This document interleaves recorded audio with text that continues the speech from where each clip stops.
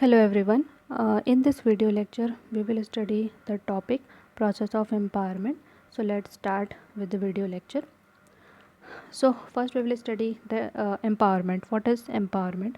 So there is a growing concern about achieving the excellence in the organization, and there are the various methods which are being practiced so that the higher job satisfaction and the productivity is achieved. Most of the organizations are able to introduce the latest technology and modern process to achieve the growth. Those organizations are likely to survive that have an excellent skills, experiences and dedicated manpower. To achieve this end, organization should empower their employees in the turbulent time, and here the empowerment is an effective tool to achieve the maximum potential of employees. uh, so the older order of bureaucracy proposed by the Max Weber is no more valid at the present time. To achieve the greater degree of involvement and responsibility, a process of empowerment is necessary. So managers are encouraged to allow a high level of workforce participation, group involvement, autonomy to develop the self-managing teamwork. And to achieve empowerment, the management must be ensure that the employees at the lower hierarchical level must have the right mix of information, also knowledge, power, reward to work autonomously or independently for the management control and direction. So these management styles are to empower the employees. The degree to which empowerment, participation and autonomy to the subordinate is accorded depends upon the judgment of manager. Next, we will study the uh, meaning of meaning of empowerment. So empowerment is an ability to do or act and capability of doing or accomplishing something. So power is a tool to pass on those who work on organizations behalf. To empower means to enable or to allow or to permit, and can be achieved as a both self initiated or initiated by others. So, empowerment is generally considered as a process of enabling the employees to set their own related goals, make decisions, and solve problems within their sphere of responsibility and authority. Some of the perceived benefit of employee empowerment includes greater job satisfaction, motivation, reduced supervisory requirement, and increase in innovation and creativity. Now next is definition of empowerment. So the first definition is given by Bettman and Snell. So he said empowerment is the process of sharing power with employees. Next definition is given by Goldsmith. Employee empowerment predominantly about encouraging frontline staff to solve the problems on the spot without constant recourse of management approval. So, in general, management can be defined as the process of delegating authorities to the subordinate to shoulder additional responsibility based upon their ability, knowledge, experiences, and power to achieve autonomy, independence, and quality of work life for organizational effectiveness. Next is the factors favorable for empowerment. So, under this, the first factor is technology. So, high tech tools are now facilitating the managers to undertake the large volume of work. In financial sectors, it will be seen that all executive function independently and take the operational decision. It has been possible because of the fast track communication due to technological development. Next factor is customer. The customer is depositing greater trust and faith in employees who came in contrast with them. The organization therefore support the employees by delegating the sufficient functional autonomy to them. So markets have become the competitive, and global enterprises are now adapting to flexible production system. Now products are now customized, and a variety of models of one product is available. Next is organizational structure. For greater effectiveness, so organizational structure is becoming flatter. Target production quotas are the order of the day, and quality control is inbuilt in the organizational culture. Next factor is organizational culture. So empowerment is implementing a change that must be proactive in nature. So culture plays a vital role that recognizes the need to change autonomy, the need that needs to change autocracy into participation and cooperation. This is about favorable factors for empowerment. Next is why empowerment, why there is a need to empowerment. So empowerment is considered necessary because of following reasons. First one, to stimulate the commitment and innovation from employees, to achieve competitive advantage by providing goods and services that meet the customer need and requirements. There is a need to organize the enterprise around the flexible production system rather than around the criteria of mass production, empowering the employees best to achieve this. To implement the change, stimulate the decision making from everyone where there is no precedence, to promote the entrepreneurship and higher degree of risk. So next is the empowerment process. So the empowerment process has many steps. Under this, the first step is valuing employees. So this involves appreciating the workers by managers or executive members in the organization.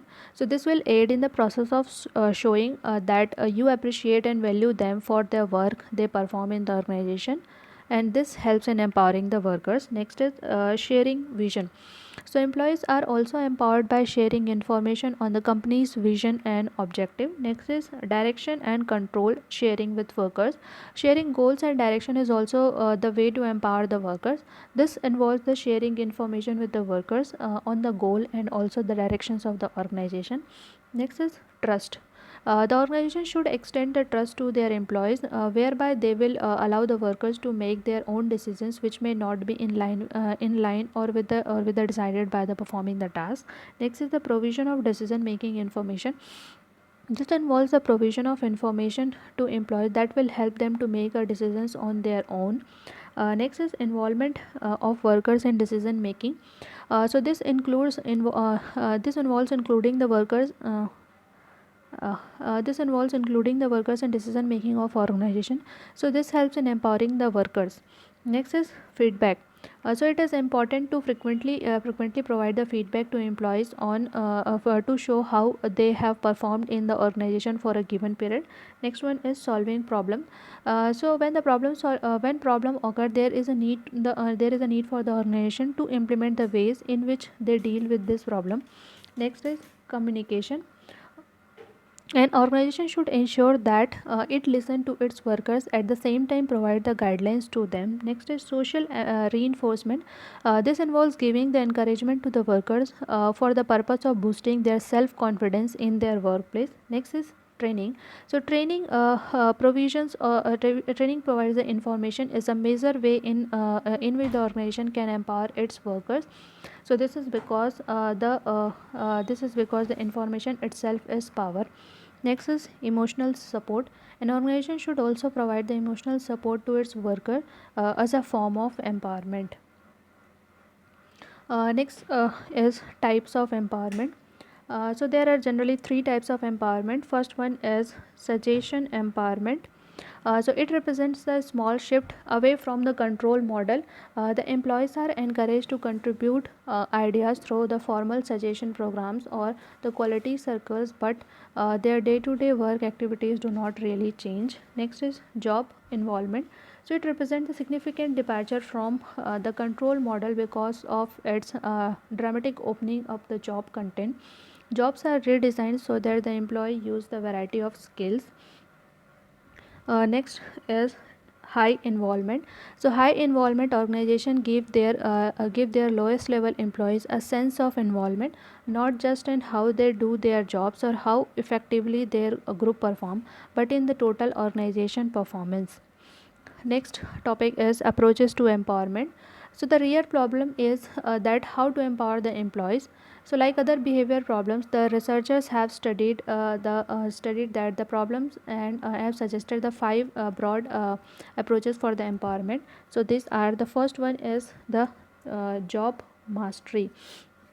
So helping the employees to achieve the job mastery, giving them proper training, coaching and guided experiences that will result in initial success. Next is control. So allowing them more control, giving them the discretion over the job performance, then holding them accountable for outcome. Next is role model. So providing the successful role models, that is allowing them to observe the peers who have already performed successfully on their jobs. Next is social reinforcement and persuasion. So using the social reinforcement and persuasion means that giving them praise, encouragement, and verbal feedback designed to raise the self confidence. Next, last one is emotional support. So giving the emotional support, providing reduction of stress, anxiety through the better ways of doing the things, task assistance, and honest caring. Now the next one is next topic, that is conditions necessary for empowerment. Some necessary conditions is to be satisfied as necessary for implementing the employees empowerment scheme. Under this, the first is participation. So participation is a subset of empowerment. Hence, the effort should be made to encourage the employees to take initiative in the participative process. Next is innovation. Innovation has been the hallmark of much talked about empowerment. So it allows an employees to do the things in their ways and manners. This breeds the creative and innovative culture of doing the things in the organization. Therefore, the management must encourage the employees to try out the new ideas and new methods of decision making. Next is information is the power. It also act as a raw material for performing the various activities by the employees.